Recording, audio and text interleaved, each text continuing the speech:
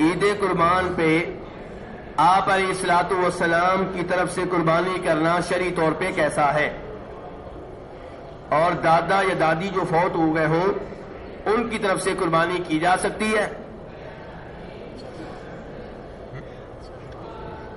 میرے بھائی گزارش یہ ہے کہ ایصال ثواب کے طور پہ وہی کام کرنے چاہیے جو قرآن و حدیث سے ثابت ہو. پورا حج کرنا یا عمرہ کر لینا، صدقہ خیرات کرنا، میت کے لیے دعائیں کرنا، اور یہ قربانی کرنا میت کی جانب سے، یہ نبی علیہ الصلوۃ والسلام سے ثابت نہیں ہے. ایک روایت آتی ہے ترمذی میں اور ابو داؤد شریف میں کہ جناب علی رضی اللہ تعالیٰ عنہ 2 قربانیاں کیا کرتے تھے، اور ایک قربانی نبی علیہ الصلوۃ والسلام کی طرف سے کرتے تھے اور بتایا کرتے تھے کہ آپ مجھے حکم دے کر گئے تھے. آپ مجھے، تو یہاں پہ پہلی بات یہ کہ جناب علی فرما رہے ہیں کہ مجھے حکم دے کر گئے تھے.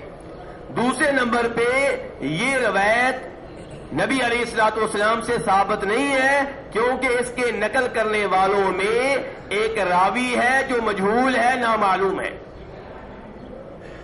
اسی لیے امام ترمذی جو اس حدیث کو لے کر آئے ہیں وہ اس حدیث کو نقل کرنے کے بعد کہتے ہیں کہ امام عبداللہ بن مبارک فرمایا کرتے تھے. کون سے امام جی؟ عبداللہ بن مبارک. امام عبداللہ بن مبارک فرمایا کرتے تھے کہ مجھے یہ بات پسند ہے کہ جس نے میت کی جانب سے جانور ذبح کرنا ہو وہ بطور قربانی نہ کرے، بطور صدقہ خیرات کر لے. جس نے جانور ذبح کرنا ہو بطور صدقہ خیرات کر لے، کیونکہ میت کی طرف صدقہ خیرات کرنا جائز ہے کہ نہیں؟ جائز ہے، اور قربانی کا ثبوت نہیں ملتا. فرق کیا ہوگا دونوں میں؟ جانور ادھر بھی ذبح کیا، ادھر بھی اس کو قربانی کہہ دیا، اس کو صدقہ خیرات. فرق کیا ہے؟ قربانی سال میں کتنے دن ہوتی ہے؟ 3 یا 4 دن، اور اس کا گوشت آپ تقسیم کریں گے، خود بھی رکھیں گے، فقیروں کو بھی دیں گے، رشتہ داروں کو بھی دیں گے. اور صدقہ خیرات جو ہے، صدقہ خیرات کے طور پہ جب چاہیں آپ جانور ذبح کر سکتے ہیں. اور صدقہ خیرات ہے، اس لیے بہتر یہی ہوگا کہ آپ سارے کا سارا گوشت فقیروں مسکینوں کو دے دیں، بہتر یہی ہوگا. تو اس لیے میرے بھائی اگر آپ میت کی طرف سے جانور ذبح کرنا چاہتے ہیں بطور صدقہ خیرات کریں. اب آ گیا معاملہ نبی علیہ الصلوۃ والسلام کا. تو میرے بھائی نبی علیہ الصلوۃ والسلام کی طرف سے بہت سے بھائی حج کرنا چاہتے ہیں، کئی عمرہ کرنا چاہتے ہیں، کئی قربانی کرنا چاہتے ہیں، لیکن نبی علیہ الصلوۃ والسلام سے یہ ملتا ہے کہ میرے اوپر درود پڑھو، سلام پڑھو. آپ نے یہ اپیل کہیں پہ نہیں کی کہ میری طرف سے حج کرنا، میری طرف سے عمرہ کرنا، میری طرف سے جانور ذبح کرنا. ایسی کوئی چیز آپ کو کسی صحیح حدیث سے نہیں ملے گی. اور صحابہ کرام جو 1 لاکھ سے زائد تھے، ہر صحابی ہم سے بڑھ کر محب رسول تھا صلی اللہ علیہ وسلم.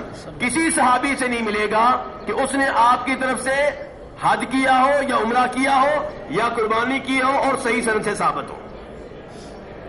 بھلا کیوں؟ معاملہ کیا ہے؟ راز کیا ہے؟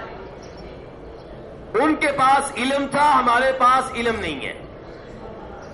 ان کو یہ حدیث معلوم تھی جو مسلم شریف میں آتی ہے کہ آپ علیہ الصلوۃ والسلام فرماتے ہیں من دل علی خیر کفاعلہ، جو کسی کو خیر کا کام بتائے تو بتانے والے کو اتنا ہی ثواب ملے گا جتنا خیر کا کام کرنے والے کو ملے گا.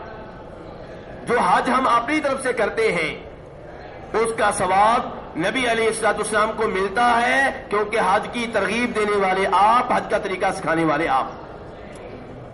جو ہم عمرہ کرتے ہیں اس کا ثواب آپ کو ملتا ہے، جو نماز پڑھتے ہیں آپ کو ثواب ملتا ہے، صدقہ خیرات کرتے ہیں آپ کو ثواب ملتا ہے، تلاوت کر جو بھی نیکی ہم کرتے ہیں اس کا ثواب آپ کو ملتا ہے، کیونکہ ہر نیکی کی ہمیں تعلیم دینے والے آپ ہیں.